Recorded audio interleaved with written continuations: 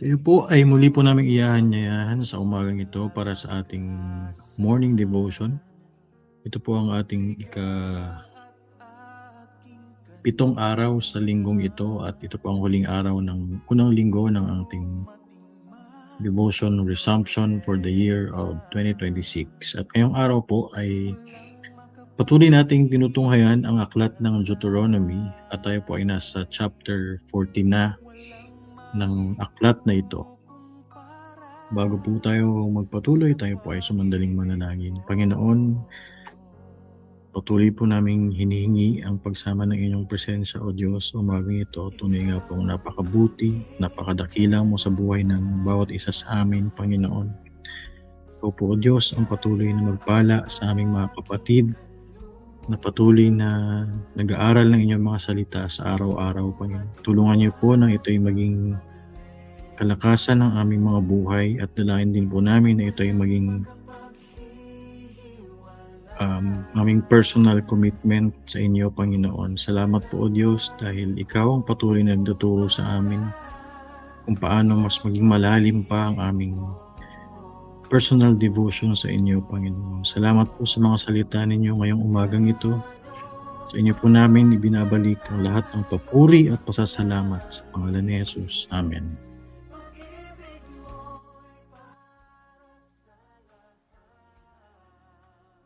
Tayo po ay nakatunghay sa Deuteronomy chapter 14 at ngayong umaga po ay titingnan natin ang verses 22 to 27. Hayaan niyo pong basahin ko ang ilang mga talata.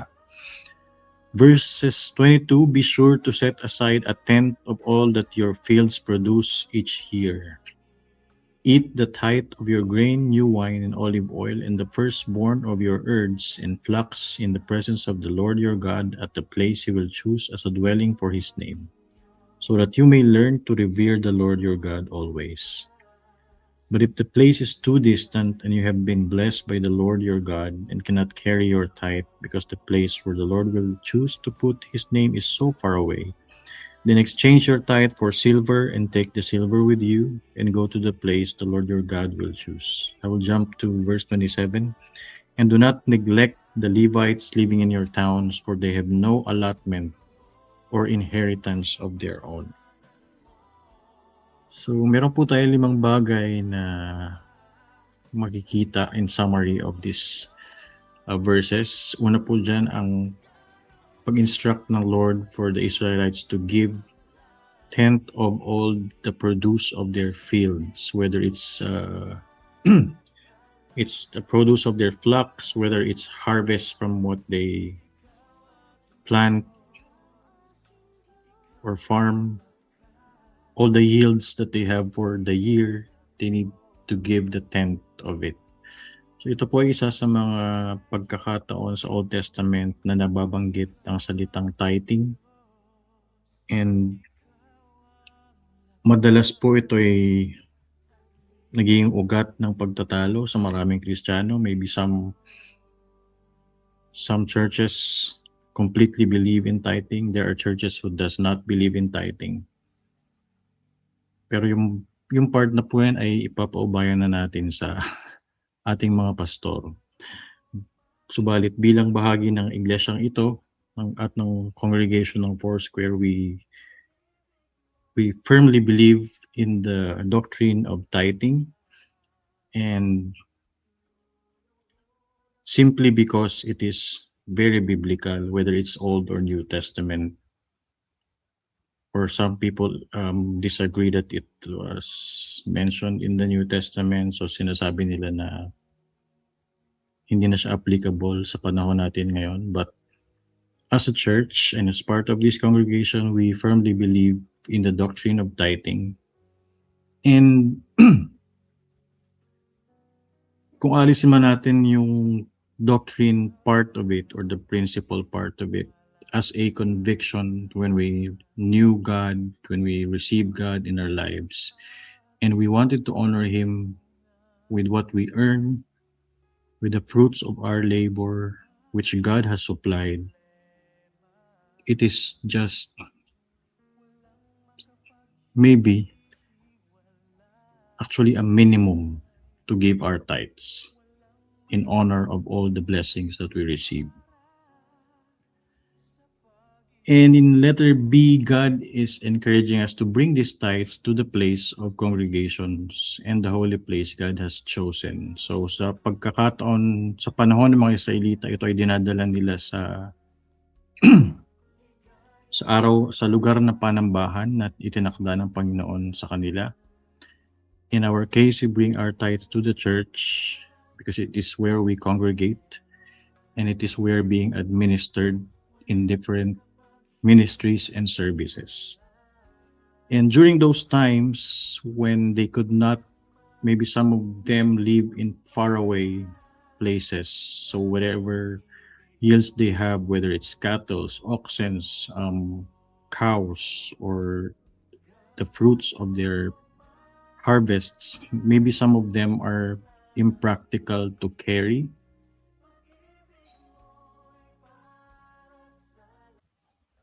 So even during those times ay nagbigay na rin ng Panginoon ng practical instructions kung paano yung pag-administer ng tithing.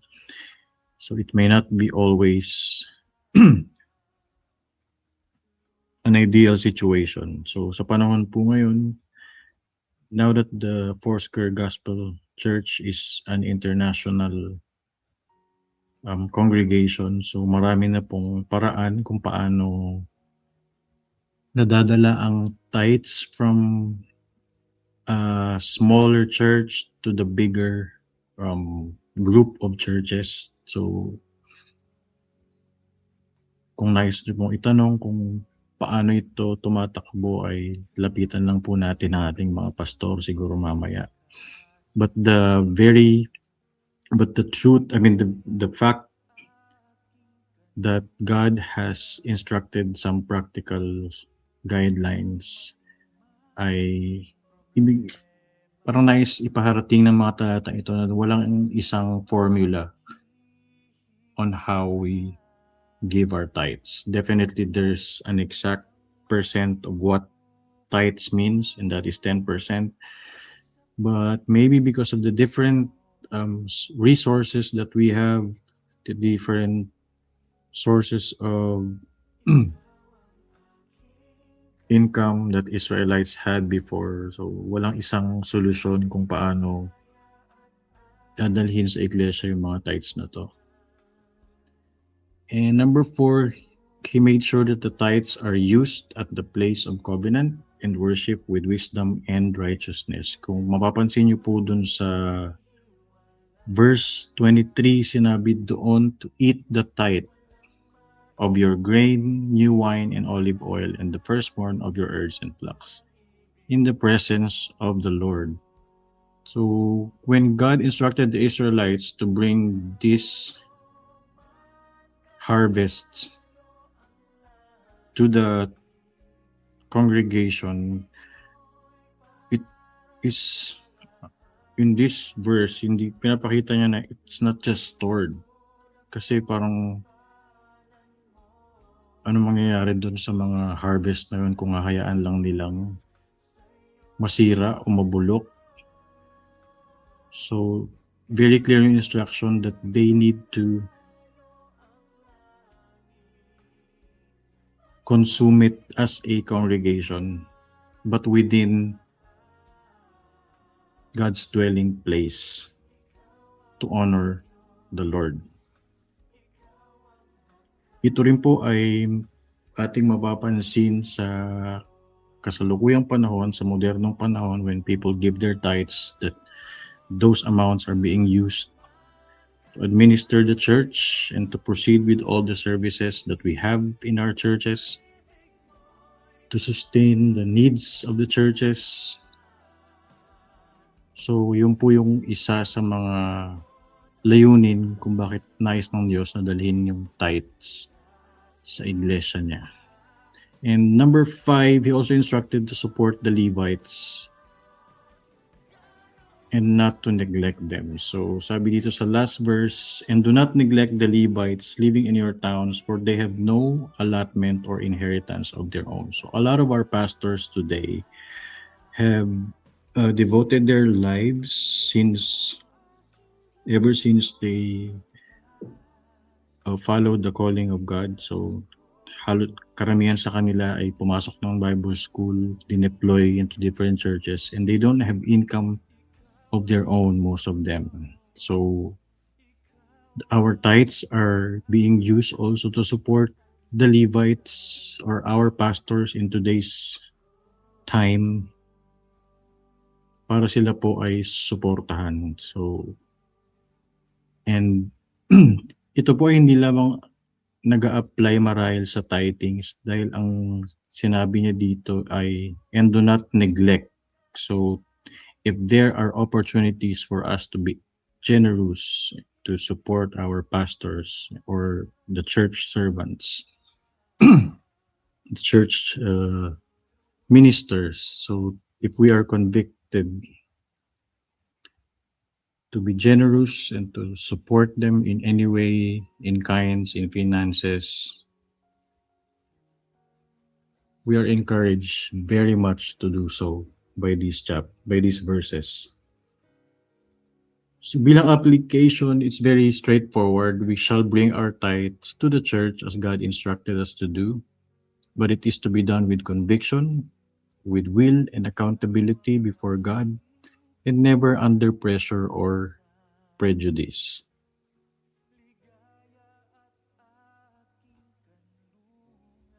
So we are bringing our tithes because we are happily, joyfully being instructed by God to do so. Na hindi tayo napipilitan lamang.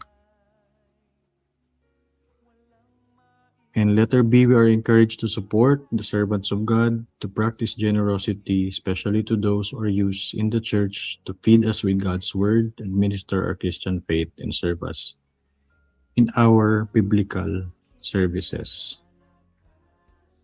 So our Christian faith is not Christian walk with God is not a one-man process. So, mapalad po tayo na may mga pastor tayo na nag-guide sa atin.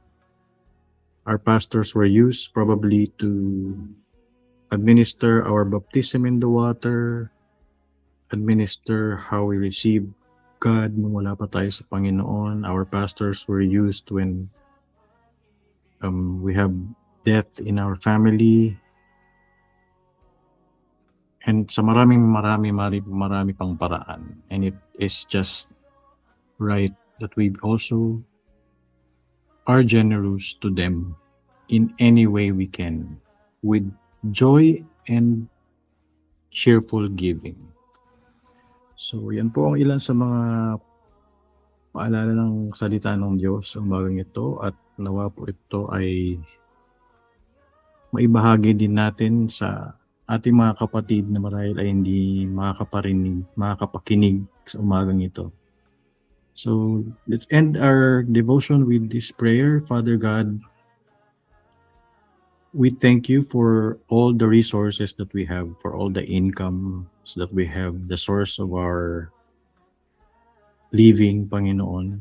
Teach us, Lord, to honor these fruits of our labors and your blessings by giving our tithes and the first of our fruits. May we honor you also, Lord, with how we live and support the ministers that we belong to. Teach us, Father, to be generous to them and to practice giving with joy and humility.